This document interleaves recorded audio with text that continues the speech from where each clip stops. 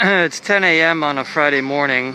I'm back at the China Ethnic Museum, also known as the China Ethnic Culture Park or the China Nationalities Museum. I'm a little annoyed. The guidebooks don't include anything on this park. It's been here since the 90s. They mentioned the UN City Wall Park across the street, which stretches for 9 kilometers, running east-west along the south edge here of the Olympic Green area that goes all the way up to Forest Park. So I thought I'd check this out on my own, since I picked up on it from searching museums on my own. It's not even in the Time Out online museums. Time Out magazine has a listing of museums online. They're usually pretty good about this stuff, but they don't include it either. It's expensive to get in. It's about 65 yen, and I think it's actually 90 if you can't get a student price. They wouldn't honor my ticket from yesterday either. I tried to explain to them that I didn't get to see the second half of the park, and I showed them, even pulled out my map here and showed them what I did, which is walk this half of it, and the bridge to the north I just didn't have time to do. There's a lot to see. I spent 5 hours just down here, so you really need the whole day, I think, if you want to see everything here. And there's places to eat. Some of the places, like the Mongolian area, they actually have food and snacks and things, but I would bring a lunch. The Holiday Inn is right here too, but you can't really get in. I foolishly thought I would see the north half of the park this morning, and I walked up, or I got off, instead of at Bidacheng, I went up to the Olympic Sports Center, and there's no entry up in this area. If there was, I couldn't find it.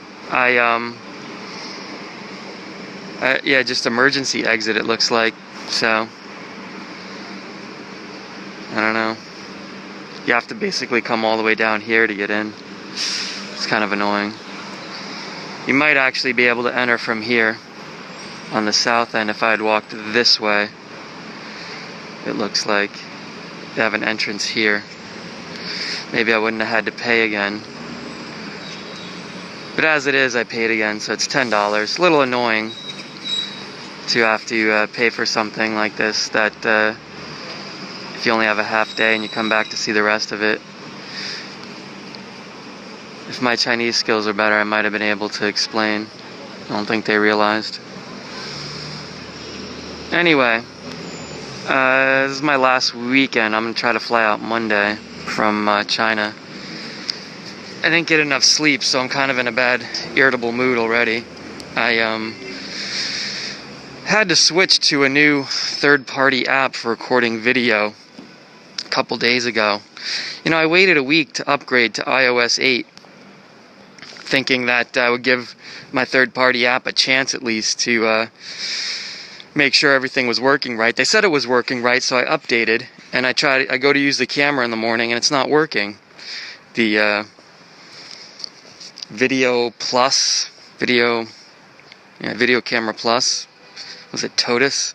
Some Australian company. I've been using it for a couple years, and I had some productivity issues with them.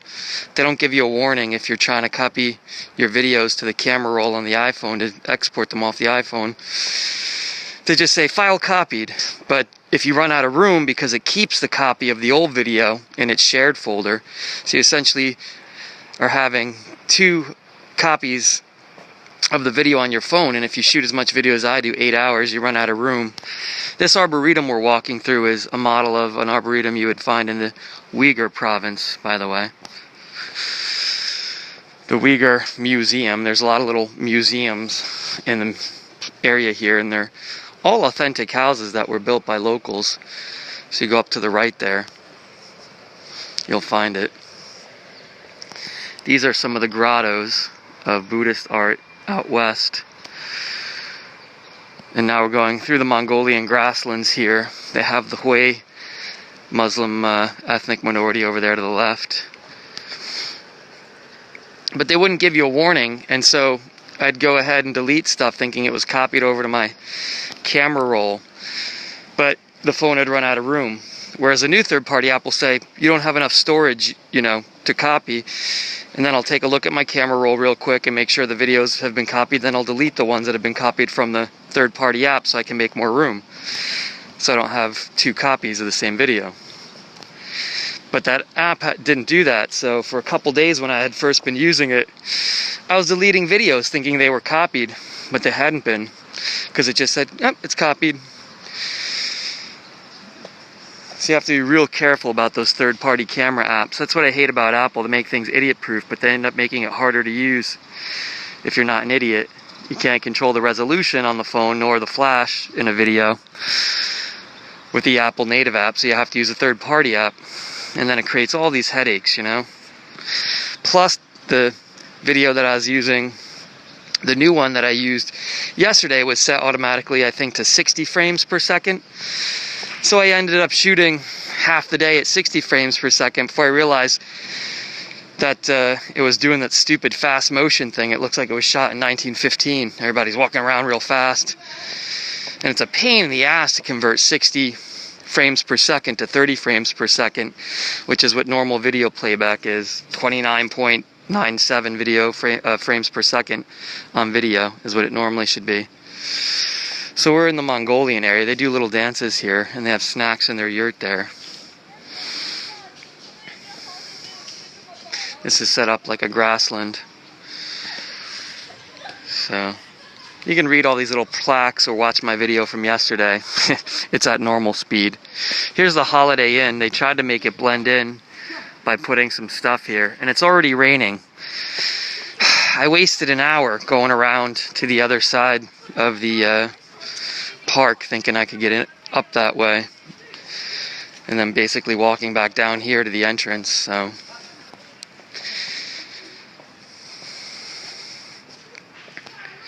annoying. I bet I could have gotten in that second entrance with my old ticket, because I would have just said, oh, I already paid, here's my ticket. You know, I went in the exit and I crossed the street or something, and they would have been, oh, okay.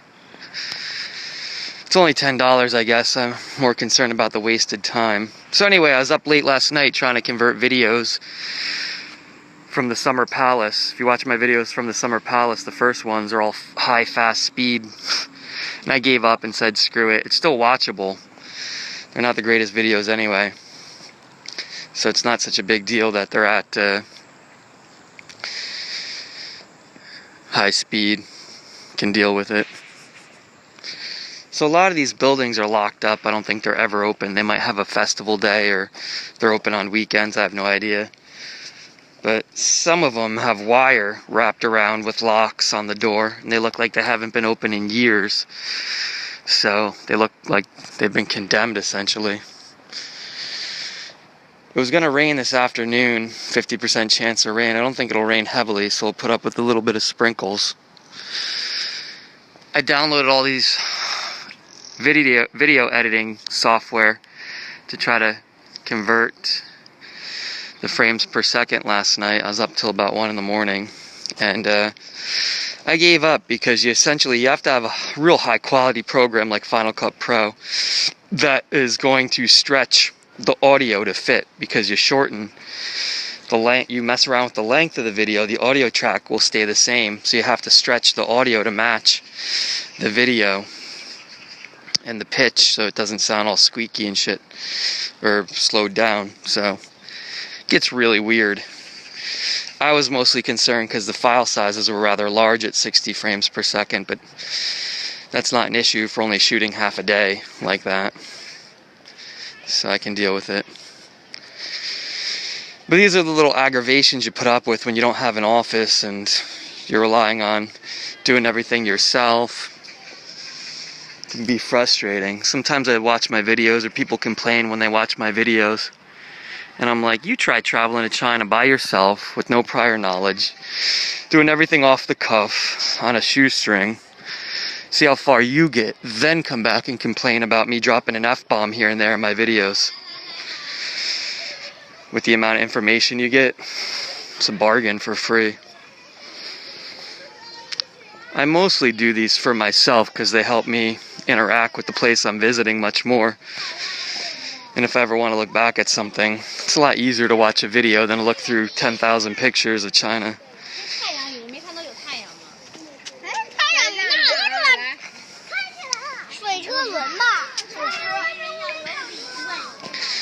I should have waved and said ni hao to those kids. I was doing that yesterday when I went to the Science and Tech Museum in the morning. I was in a better mood.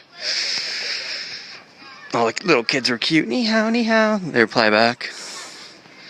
So we're at the Zhuang landscape. Chicken.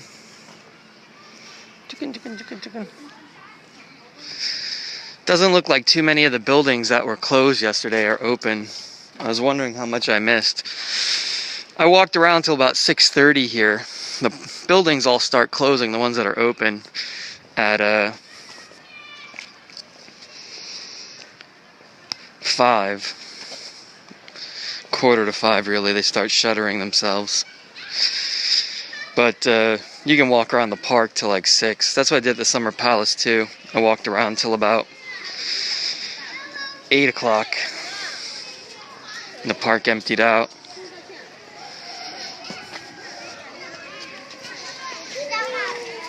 Ni hao.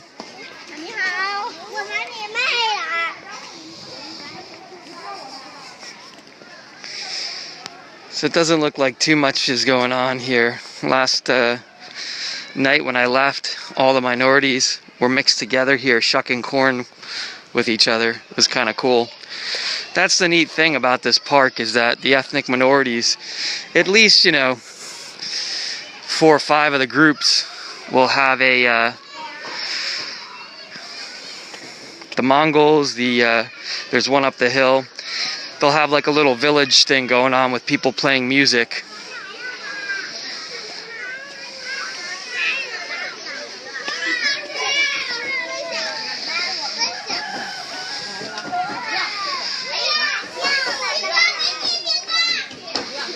So this is the Tujia Museum.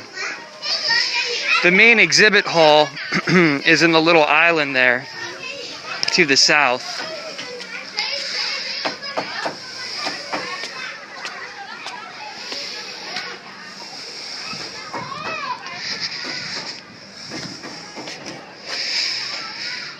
So it tells you their population. These have about 800,000, which is a good number. The Han are the ethnic majority, numbering over 1 billion. And most of the ethnic groups are somewhere between 15,000 to 1 million or more for the largest 2 or 3 ethnic minorities in China. You can watch my video from the Shanghai Museum. On the top floor of the Shanghai Museum, there's an ethnic minorities museum. Ni hao. Go.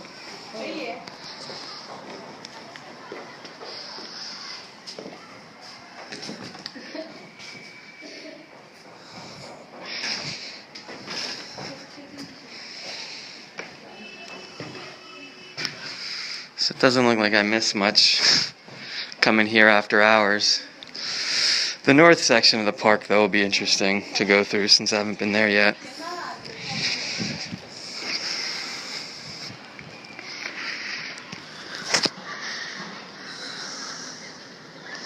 I guess I should have my umbrella open. I hate using an umbrella when it's raining, then it's not raining, because once it's wet, I don't want to stick it back in my bag with all my electronics. Yeah, I didn't miss much up here. They use this to make rapeseed oil, this big wheel and stone. A lot of this stuff is either built and moved here, or the materials are brought here. In this case, I think they actually moved the building, or at least the stone mill. So, in some cases, you're getting a building that was built for the site, but by local craftsmen with local materials, like actual indigenous craftsmen came here to build it. And in other cases, you're getting a building that was actually brought from the province here and reconstructed.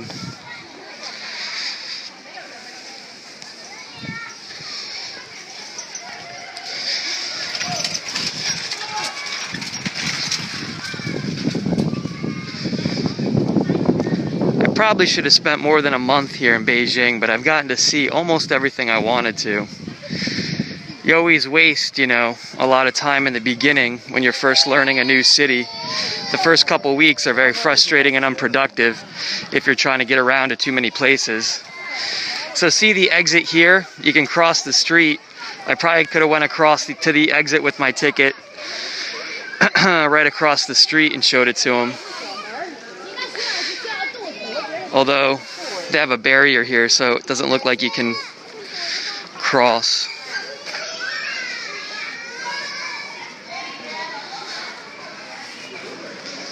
But I walked the wrong way, I guess, from the Olympic Sports Center going to the north end of the park. I should have come here to the road in between the two sides. And I guess I probably could have gotten in. Because there's the entrance there.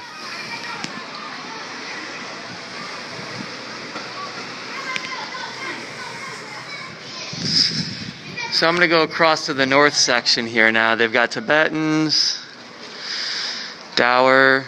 This lake is supposed to be shaped like a dragon. The lower one, a phoenix. Although, on the model they have inside the main exhibit hall, which is over by those pagodas, hidden in a tunnel underneath. Rather odd. I almost gave up on the main exhibit hall yesterday. Because when you walk above ground, it looks like a flood passed through the exhibit.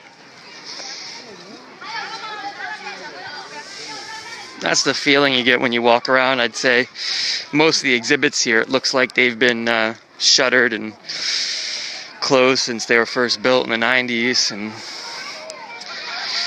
they're interesting to look at from the outside, but there's nothing inside to see. But then you'll go into some of them and there'll be like a little village with people playing music and handicrafts and all sorts of stuff. So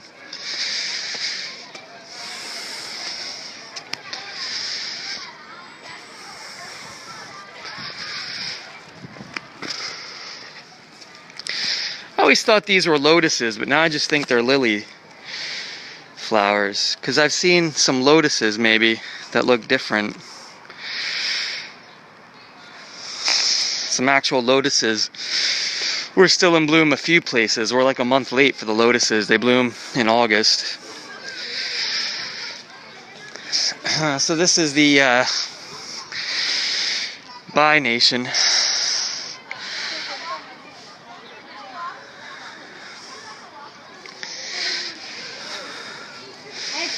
They've got a little market thing going on. Most of the stalls sell handicrafts, or they're just snack booths. But this one's open, so we'll check it out. I didn't get to do this yesterday.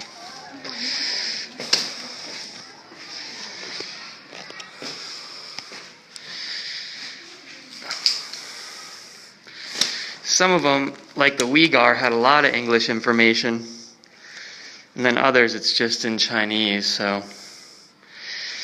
you're on your own.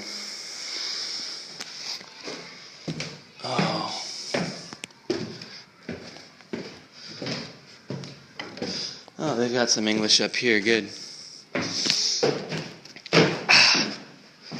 Our lovely home. The exhibit of traditional Chinese household wares. Home is the place of warmth, the bay of sentiment, and the paradise of the mentality.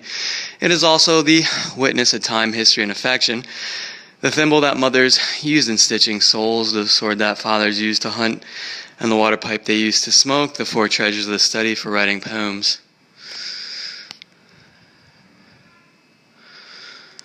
Mud, whistle for child, belly bib used in childhood, the pouch that girls gave to their beloved, hairpin and flowery kerchief, wine cups used to drink, cross-cup wine at the first night of marriage, tiger-shaped hat for boys, flowery shoes for damsels, The grooving playing that neighbors used in ancient bows they collected, all these were what we used in the past.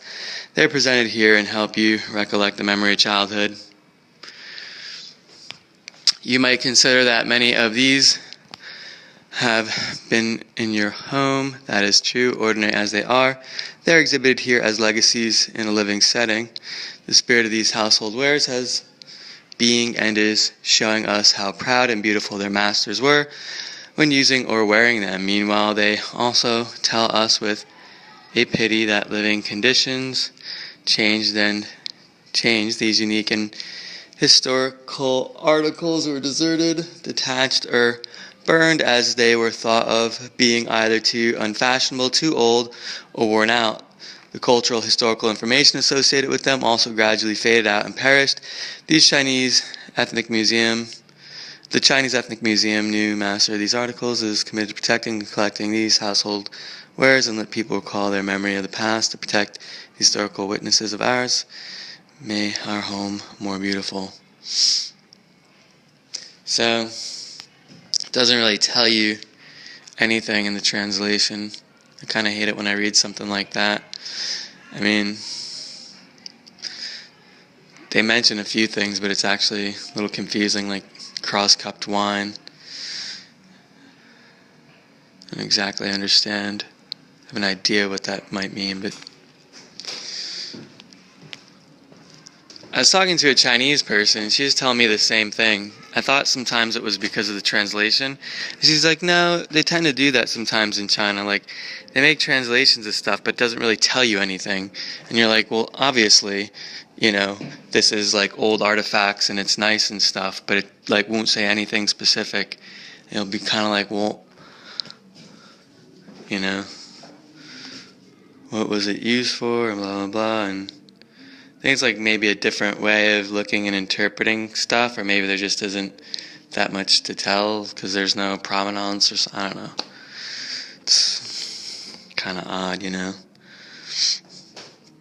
Like, I could look at this and say long pipe, and then I'll ask a friend what the translation is, and they'll say, it says long pipe. I'm like, it doesn't say anything else, so there'll be like a big thing on the wall like this.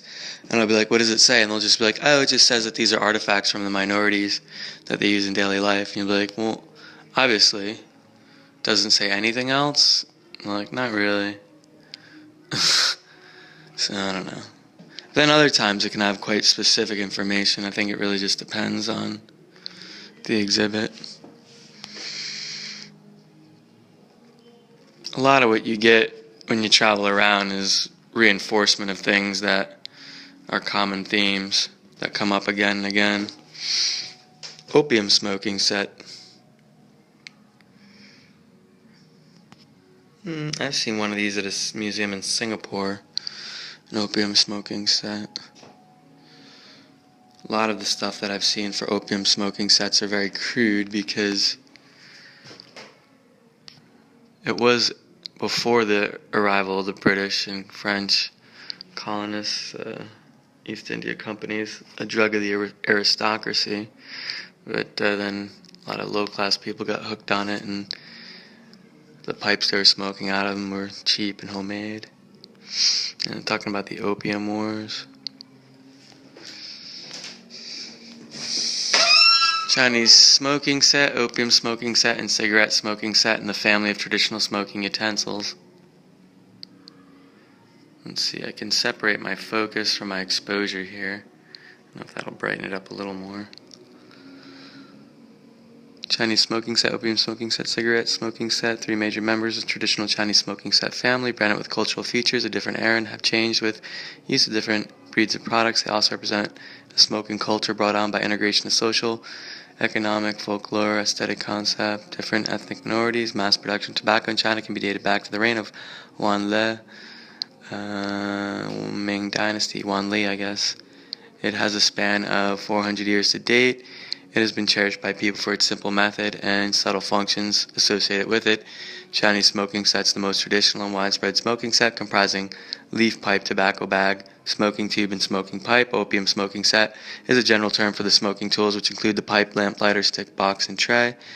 Tobacco roll wrap with paper pipe called cigarette. The smoking sets for cigarette comprise the tobacco roller, tobacco box, lighter, and ashtray.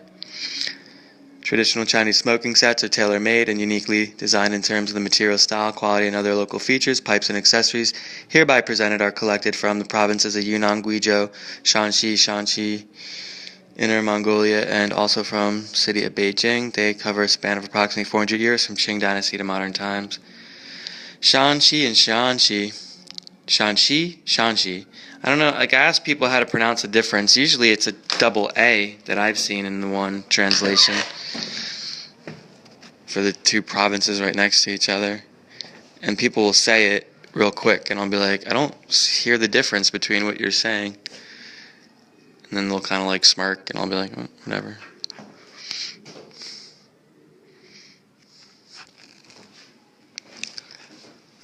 Akchang swords, Yingjisha knives, and bonin swords. Ethnic sword, the word Dao in Chinese is a general term for sword and knife in English. Refers to instruments or tools handmade by traditional style, forging and quenching, and used for cutting, slicing, slashing, chopping, paring. Most of the swords are made of iron and steel. They are usually decorated with silver, copper, jewels, enamel, bones, bullhorns, shark skins, and glass. The major application of ethnic sword is used for fighting. The swords consist of the blade, the hilt, and the scabbard. They fall into two major categories: Dao, broadsword, and Jian, straight sword.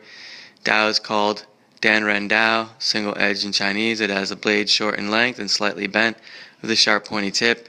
Jian is also called Xuan Ren Dao, double-edged in Chinese. It has two long, thin, and straight blades with a ridge between the blades. Chinese swords have a time-honored history dating back to the Bronze Age in Shang and Zhou dynasties. Over 3,000 years ago, at first they were used only in rituals as symbols of power and status, but they gradually became portable weapons for the carriers to guard and defend themselves. By the Ming Dynasty, Yao, Dao, waist Dao had become a major weaponry choice, which was further popularized as a common weapon in the Qing Dynasty. On the other hand, Jian gradually faded out of people's daily lives. Over 1,000 years, swords developed large families, different design and sex, all symbolic of their local cultures. Outstanding forging techniques would often blossom into a self-contained philosophy and culture closely interleaved with the local economy and social customs. This can be clearly seen in the fact that the Achang and Yingjisha and Baoan are claimed as the three major ethnic sword styles in China.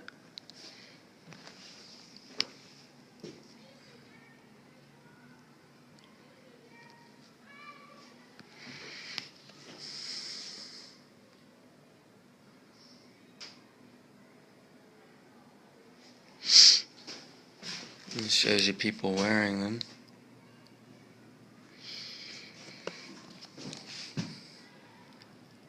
I hate it when I get a later start than I plan to for the day, because then for most of the day I end up feeling super rushed to go through everything. It's hard to enjoy.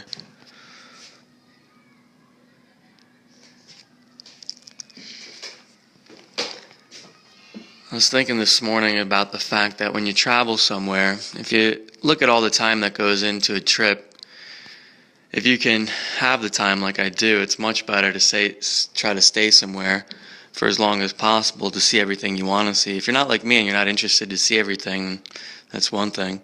But if you're like me and you'd actually like to live somewhere and have that experience and see everything there is to see in a place, and then maybe when you come back it's to see highlights or see something that is a seasonal thing, like maple leaves changing color, in Forest Park or whatever, Forest Hills Park here, the lotus is blooming. You don't have to spend all month to see that. You know the city real well, so you just come back for that. But with all the time that goes into going to the airport and all that, you have to basically sacrifice a day on each end for travel. And then you really need, at least a day to adjust to the time. But you really don't start feeling normal for 2 weeks, to the time zone difference. So when you factor it in, the majority of your trip is really not enjoying yourself, especially when you come to Asia where it's a 12-hour time difference, can be brutal.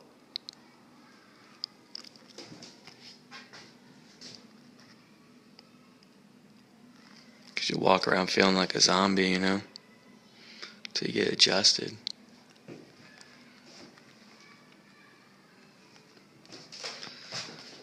So it's much better to be like, oh, I'll come back, you know. That was my attitude when I first started traveling at 19, like, oh, I'll definitely be back here. You know, for a lot of places I went to in Europe, that was my attitude. And look at all the places I went when I was traveling. I was in a big group and I had very little travel experience, you know, as a kid. And I thank God, you know, I went to all those places, but how much did I really see with the time that I could have seen stuff? I could have seen way more. But you have like a different attitude when you're a kid too, you know? Plus it was like really before smartphones and all that took off. It was a lot harder to figure stuff out without like investing a lot of time and planning. With the smartphone and a local SIM card, you know, you can cut out a lot of the headache. Bow, crossbow, and arrows, weapons for Chinese minority. Ancient Chinese weapons mainly comprise halberd, giant axe, bow, crossbow, arrow, knife, fork, and sword. The bow, crossbow, sword, and spear constitute the major category of the weapons used by Chinese minority. Weapons spanned at least 10,000 years and evolved with social development. Many ethnic minorities lived in remote mountains or deserts. The stress of their living environment and production capability resulted in the limited weapons available. The bow, crossbow, arrow, spear, and chopper were used as weapons and production tools as well. They became people's partner and symbolized power. The integration of weapons into the life of minority community has also derived accessories, decoration, and rich culture and customs in regard to bow, crossbow, and arrow. The weapons are cultural identity of the minority groups: Mongolian bow, Jingpo knife, Va dart, new crossbow, Tibetan leather armor, and the spear used by the Yi all represent the pride and power of minority group. The minority weapons presented here are collected from Tibet, Inner Mongolia, Yunnan, Gansu, Qinghai, Sichuan, Guizhou, Beijing, and Taiwan. They span approximately 4,000 years from Neolithic age to modern.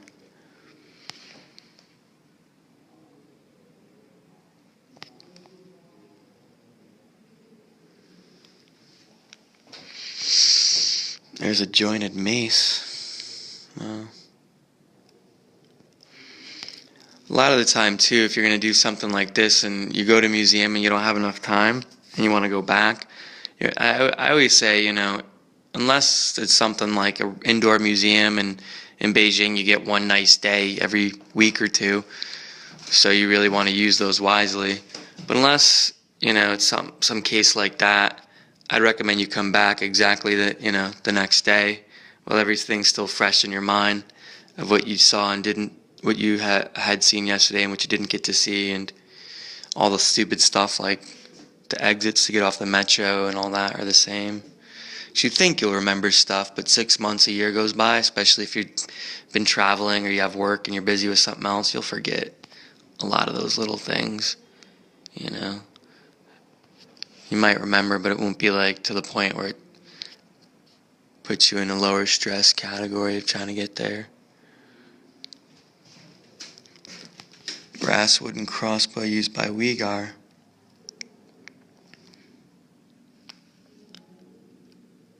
Xinjiang.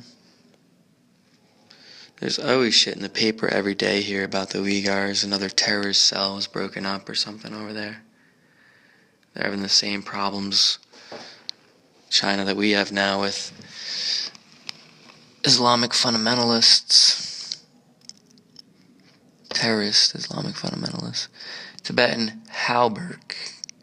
1,894 iron plates that threaded by leather string. Tibetan halberd is used as armor by Tibetan regime army. It is still intact and well preserved. The halberd is collected from Ganshi, Sichuan province, Guangxi, and has a history of approximately 300 years. I always thought that the Z was really like a J, is what I read in some guidebooks. Then you listen to Chinese people, and they really kind of pronounce it like a Z sound. Z, more of a Z, like DS sound, Z. And to me, there's no difference between the DS, Z, and Z. It's like so similar, you know, that I wouldn't make a distinction between trying to pronounce it differently. And I think maybe the reason is because, like, some of the British people say Z and have a different way of pronouncing a Z than I would, maybe, as an American English speaker. So that's been kind of confusing. ZH is definitely like a J sound, J. But J sound. Gunpowder tube used by Meow. Guizhou province.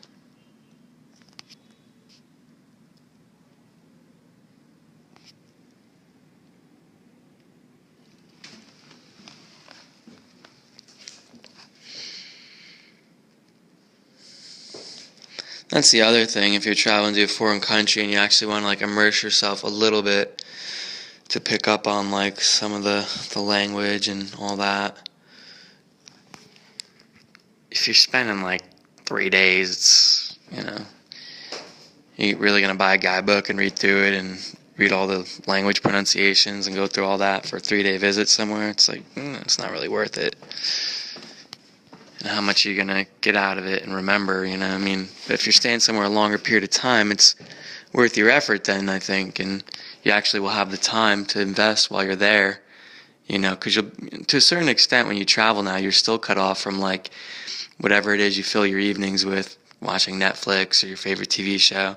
So you do have time to like, have conversations and read books about language and history and social stuff that it's nice to do while you're in the actual place, so you can ask people their opinion, locals, and that kind of thing. Instead of just like, I don't know, watching a DVD or something stupid. Plus, too, China now is China 3.0 in a lot of places. I call it China 3.0. And so what you're seeing, bamboo, metal, and porcelain water pipe, what you see in a lot of places are malls, just like you would see anywhere else. You can still find the Hutong China 1.0 stuff, little shops and people's houses type deals. That's like China 1.0, probably what started happening in the 70s, when they had to move away from completely agricultural approach to life and society and, becoming more capitalistic. And then like Nanlugu, where I'm staying, it's actually a commercial street. So that's like China 2.0, an actual commercial street, but still like little trendy shop type things, independent stuff. Then you go to Wangfu Jing Street and it's China 3.0. Big malls, McDonald's, it's exactly like walking down a Western street. It's like very little difference. And that's China 3.0. It's just become a Western commercial country and when you visit those areas. So it's nice to see all three. You can still see all three. And to a certain extent, even when you go to like New York City, you can still kind of see all three.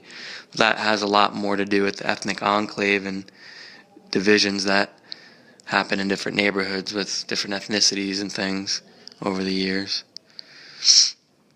than it does with the overall economic climate of the country. Water pipe and sniff pipe. Water pipe and sniff pipe. Two members of the different cultural era have changed with the use of different brands of tobacco. They also represent a tobacco culture brought on by the integration of social life, economic status, folklore, and aesthetic concept of different ethnic minorities. Water pipes are those you can filter smoke into. Water to remove the waste, reduce intensity of fire, and make smoking more moderate. Smoking with a water pipe is a traditional and most scientific means of smoking. The pipe is both linear and curvy, composing a tobacco store water pipe and sleeve. Sniff pipes are designed to inhale the aroma and chilly smoke from tobacco put into the fire. Stiff pipe kettle is a typical tool. Sniff smoking was the favorite of royal family of Qing dynasty and Inner Mongolia and Tibetan people. Sniff smoke kettle, an embodiment of traditional Chinese workmanship and traditional culture, integrates carving, studying, painting, calligraphy, jade, porcelain, enamel, and metal. If it has gone beyond its practical value to be the representative of Qing culture, exhibits hereby presented are collected from places such as Yunnan, Shanxi, Inner Mongolia, Beijing, and boast a span of about 400 years.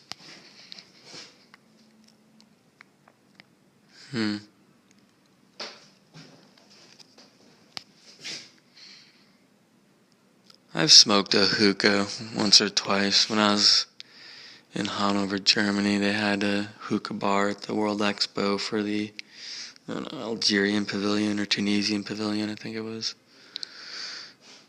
But it's not very healthy. People think it's more healthy because you're smoking the smoke through the water. And I'm like, yeah, right, keep telling yourself that. Look at this. Look how filthy this mask is from less than a week. Been wearing this less than 1 week. Look how much coal, particulate matter has been trapped there that would have entered my lungs. You look at something like that, and you say, after Fukushima, they closed down the nuclear plants along the coast in China, so they've been burning a lot of coal, and they've continued to grow through the recession. And so you think, well, they talk about clean coal and all that. There's really no such thing, I think, as clean coal. There could be cleaner coal, but you need to have an economy of scale, feed 1 billion people. Even in the United States with 300 million and counting, you have to burn a lot of coal. You don't notice the billowing, plume clouds of ash because the plants tend to be in isolated areas. And they do capture a lot more than they did after the Clean Air Act and all that. Doesn't mean it's not still in the air. You go to LA, you can still see haze, People laugh at Michael Jackson and all that with the umbrella and the face mask. I walk around here with an umbrella for the sun and a face mask, And you see some of the foreign tourists look at you weird because you're using that. And you think, yeah, if I was here for 3 days, I probably wouldn't bother. But, look how much accumulated in less than a week on that. I got one with a valve on it because it was more comfortable to wear. The first one I had about this much dirt after 2 weeks of wear, but I was only wearing it less than half the time because it was uncomfortable. With the valves, it's not as stuffy, and it can still lay flat enough to go in your pocket. The N95 masks only capture 95% of the airborne particulate matter, but that's better than having a 99% mask that you never wear, And they're harder to find, those 99 masks, I think. They're around. I tried to go to a couple pharmacies, but all they had were... A lot of people wear stupid surgical masks that don't do anything here. You got to have the proper fit around your mouth. If when you're breathing out, your mask isn't getting sucked in and out, then you don't have a tight enough seal that you're keeping out particulate matter because the air's just coming through the openings on the sides, You might trap a little bit, but it's like the mask I had this winter in Shanghai. It was a cheap one I bought in the store that you insert a filter into a cloth mask, and it had a metal thing to conform to my nose, but it didn't fit nearly well enough to be sealed. And the filter never got black, that's how I know I wasn't trapping much. Now the air is cleaner in Shanghai, but it's still not great. There'd be days when you couldn't see across the Huangpu River to Pudong from the Bund. So, it's not all of it is particulate matter. A lot of it's, fog, water vapor, that kind of stuff. But a lot of it is smog, of course. And you can feel it.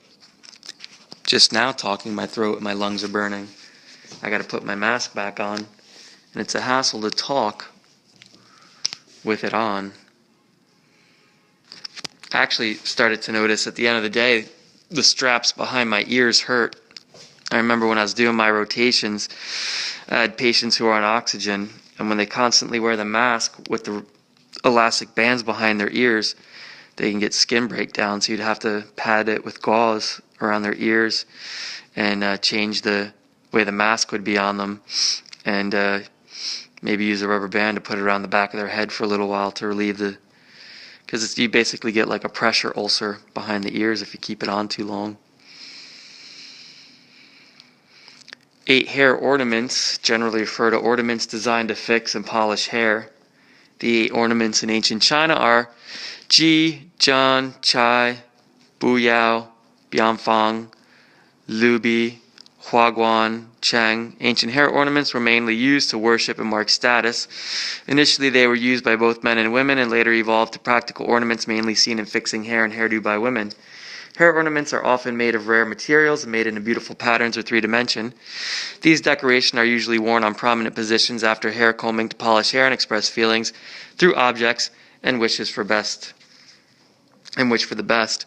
Apart from the 8 categories, hair ornaments vary in era, geography, and demographic. Nowadays, the functions to show women's beauty and elegance remain. Less extravagant than their ancient counterparts, modern hair ornaments boast profound culture. that takes on a fresh and fashionable look. The hair decoration culture is just an epitome of aesthetic value for several thousand years.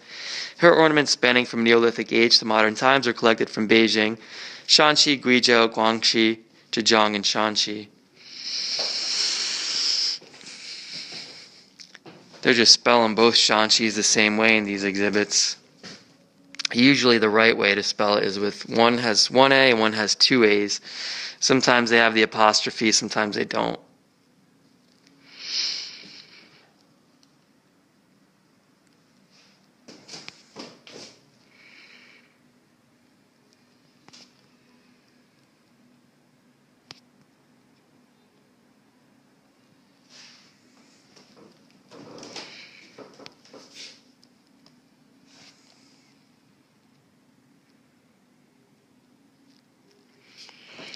I've kind of given up on talking to people in hostels. It depends on the hostel. If there's a comfortable area where I can go use my computer downstairs or whatever, I can work and chat to people at the same time and get some work done.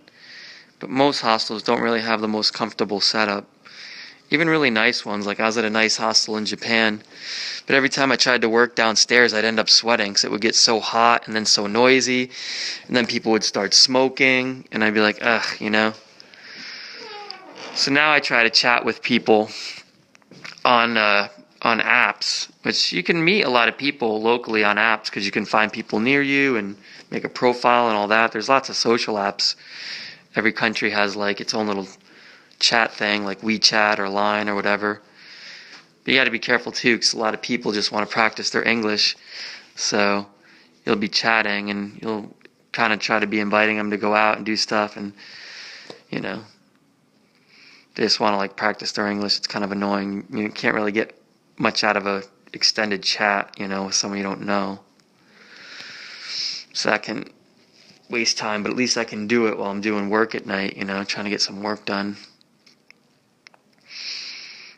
Traditional locks, suo in Mandarin, device that holds desired space, consists of three basic parts: the body, the bolt, and the key. It's mainly used to lock doors, cabinets, chests, boxes, drawers, torture instruments, etc. Key or combination play a large role to constrain in human society and are largely used for security purposes. I went to a lock museum at one of the water towns I was in from Suzhou. I think I took a day trip to, I don't know if it was Tongli or where. They had a little lock museum at one of the buildings, part of the through ticket. The history of locks in China originated from the Yangshao culture over 5,000 years ago. The wooden locks on wooden architectures are claimed to be the oldest lock in human history. Metal locks made of bronze with a simple pin mechanism were invented in the Han Dynasty. Iron locks widely used in Song Dynasty. Ming and Qing Dynasties, copper locks with sophisticated pin mechanism became a family utensil, and all types of locks made of different materials were developed. Traditional locks were replaced by cylindrical locks using hollowing coating in the mid-1950s. The traditional Chinese locks fall into two major categories in terms of material: wooden or metal, and in terms of mechanism, hollowing coating and combination coating. The former can be divided as guang, huai qi, jewelry and torture instrument locks, whilst the latter is called the coated lock. Rusty and weathered as they are, traditional Chinese locks, as a daily necessity in ancient life, the Chinese still retain messages from their times long gone. A fascinating portrait of economic development and social customs, it is a precious part of the memory of the Chinese civilization. The items we presented here cover a wide range of the object, i.e. wooden guang, hua qi, jewelry lock, and locks from the Ming Dynasty to the 20th century, time span more than 500 years. Provinces of Beijing, Yunnan, Zhejiang, Henan, Heilongjiang, and Xinjiang.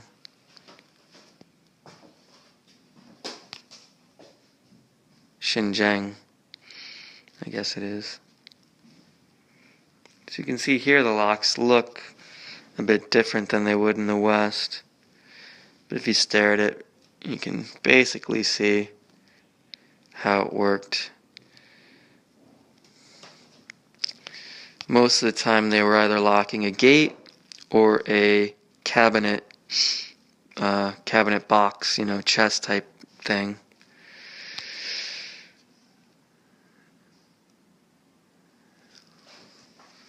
Guang copper lock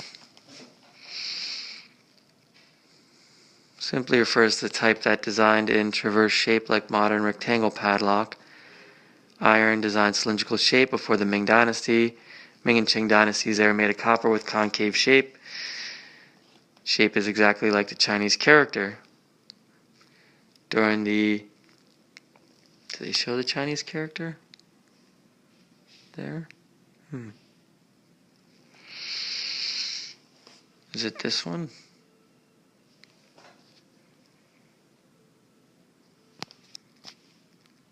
What did I set this to? I hope I'm still on the right frames per second. I better start a new video after this and check the frames per second.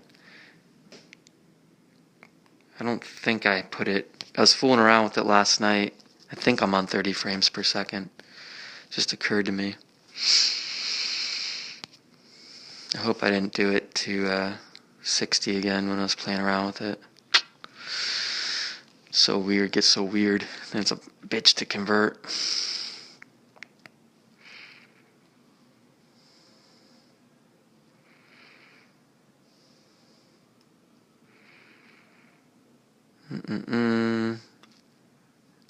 Nickel, iron,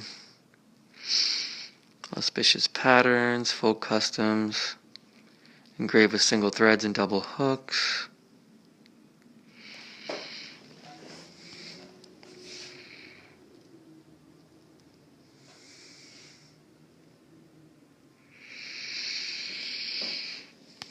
Hidden lock.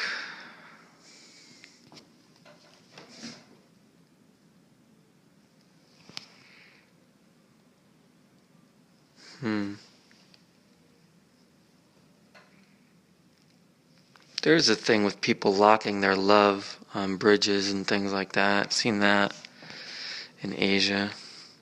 Traditional wooden lock.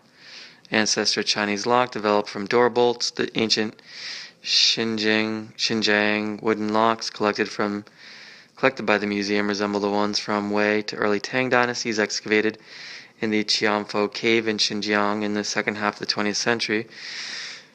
They have similar length and width and wooden keys with 3 cylindrical teeth on one end. The lock could open and close the wooden bolt. Such locks have been popular in the Ming. So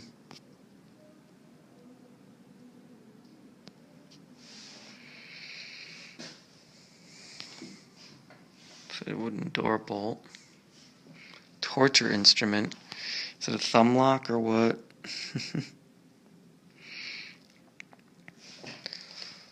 Jewelry lock, also named longevity lock, accessory lock, and the protection lock. The jewelry lock is usually made of gold and silver as the folk symbols, praying of good luck and fortune. The carrier of such locks is cherished and protected, for the lock is considered a magical instrument that is able to expel the evil in spirits and bad luck.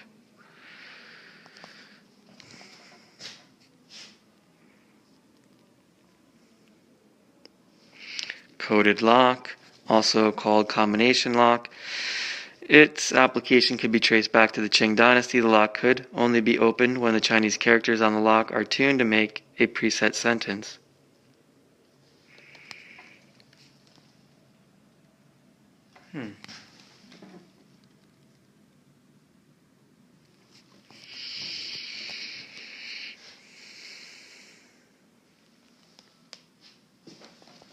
The Hua Qi lock.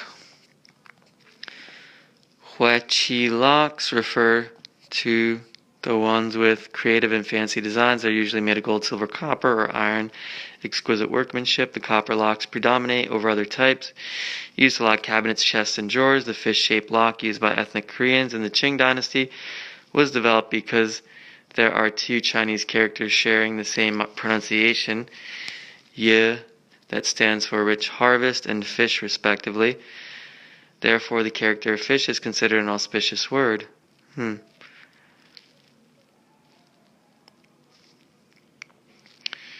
that's why fish symbolize abundance, huh? The fish-shaped lock is also a token to watch the door at all times because the fish never closes its eyes. Fish locks were often used on chest cabinets to protect valuables and were popular in the northeast China, such as Dangong area, and among the Korean ethnic communities in the area. The shrimp lock from the Qing dynasty is shaped like shrimps with a vivid rostrum, body and 2 long antennae wrapped around the head of the lock. The body of the lock is constrained by 3 to 5 hoops and the keyholes in the belly of the shrimp.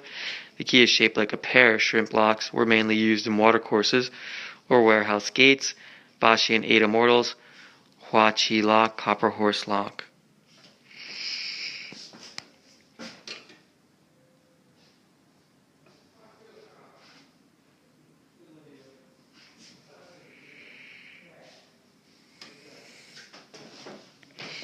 So I'm going to start a new video. I don't know if I fooled around with this phone last night and ended up putting the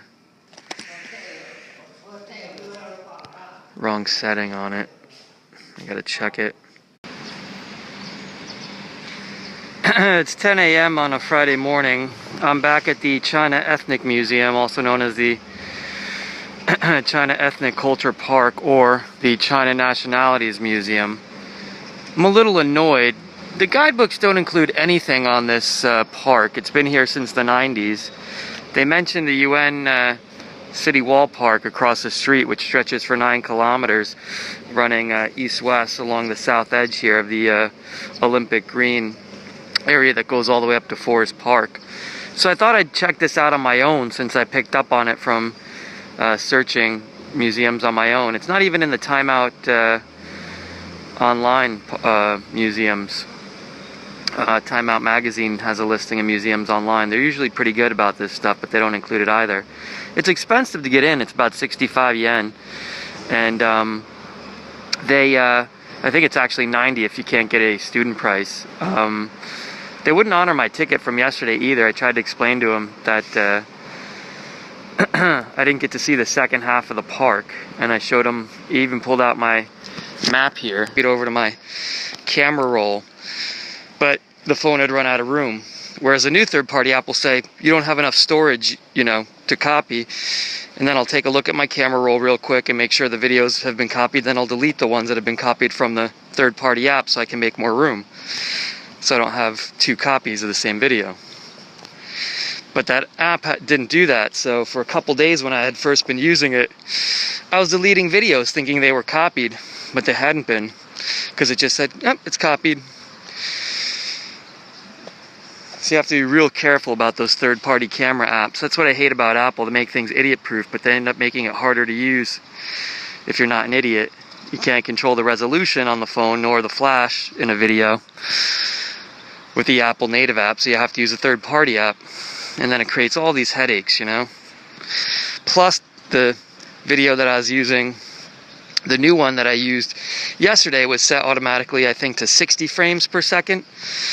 So I ended up shooting half the day at 60 frames per second before I realized that it was doing that stupid fast motion thing. It looks like it was shot in was it Totus?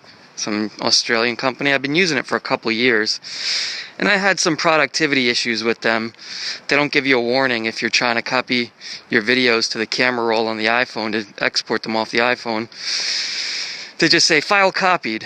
But if you run out of room, because it keeps the copy of the old video in its shared folder, so you essentially are having 2 copies of the video on your phone, and if you shoot as much video as I do, 8 hours, you run out of room.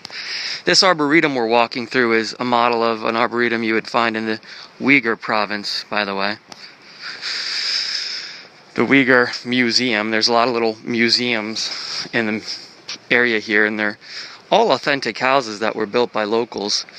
So you go up to the right there, you'll find it. These are some of the grottos of Buddhist art out west.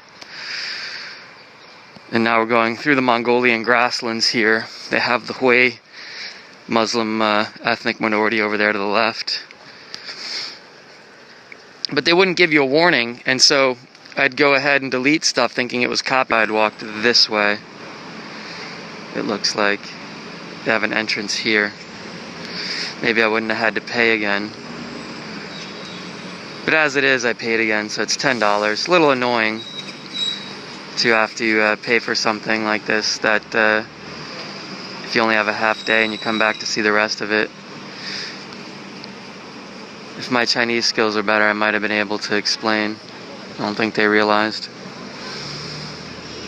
Anyway, this is my last weekend. I'm going to try to fly out Monday from China. I didn't get enough sleep, so I'm kind of in a bad, irritable mood already. I had to switch to a new third-party app for recording video a couple days ago. You know, I waited a week to upgrade to iOS 8, thinking that I would give my third-party app a chance at least to make sure everything was working right. They said it was working right, so I updated, and I go to use the camera in the morning, and it's not working. The Video Camera Plus, and showed them what I did, which is walk this half of it, and the bridge to the north I just didn't have time to do. There's a lot to see. I spent 5 hours just down here, so you really need the whole day, I think, if you want to see everything here. And there's places to eat. Some of the places, like the Mongolian area, they actually have food and snacks and things, but I would bring a lunch. The Holiday Inn is right here too, but you can't really get in. I foolishly thought I would see the north half of the park this morning, and I walked up, or I got off, instead of at Bidacheng, I went up to the Olympic Sports Center, and there's no entry up in this area. If there was, I couldn't find it. Yeah, just emergency exit it looks like. So I don't know. You have to basically come all the way down here to get in. It's kind of annoying. You might actually be able to enter from here on the south end if